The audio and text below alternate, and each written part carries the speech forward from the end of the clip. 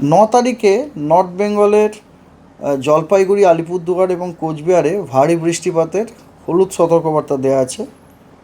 আর দার্জিলিং, কালিম্পং, জলপাইগুড়ি এবং উত্তর দিনাজপুরে বজ্রবিদ্যুৎ সহ বৃষ্টির সতর্কবার্তা দেওয়া আছে।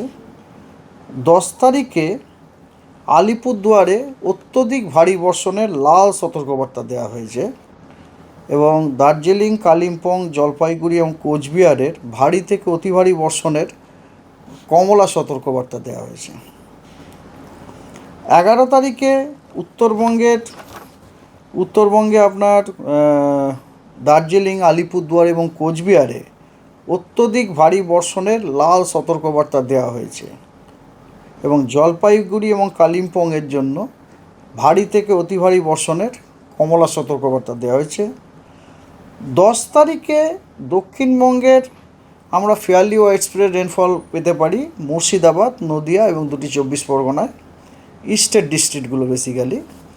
আর বাকি জেলাগুলিতে আপনার স্ক্যাটার্ড রেনফল হওয়ার সম্ভাবনা আছে। দক্ষিণবঙ্গে আপনার 11, 12, 13, 14 4 দিন, মানে সপ্তাহের 4টে দিন আমরা সব জেলাতেই ফেয়ারলি ওয়াইড স্প্রেড রেনফল পাওয়ার সম্ভাবনা আছে।